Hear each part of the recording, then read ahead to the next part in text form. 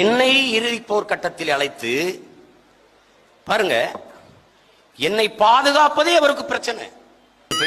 சுத்தி செல்லடித்துக் கொண்டிருக்கிறார்கள், போர் நடந்து கொண்டிருக்கிறது. இந்த சூழலில் அப்படி போயிருக்கும் போது பாருங்க, நான் ஒருத்தை சாப்பிடுறேன்.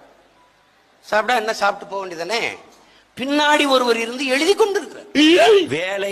உங்களால் நம்ப முடிகிறதா? பாருங்க, சாப்பிட்டுக்கிட்டு இருக்கேன், என்ன சாப்பிட்டா சாப்பிட்டு போறாரு, அவ்வளவுதானே. பின்னாடி ஒருத்தன் எழுதிட்டே இருக்கான்.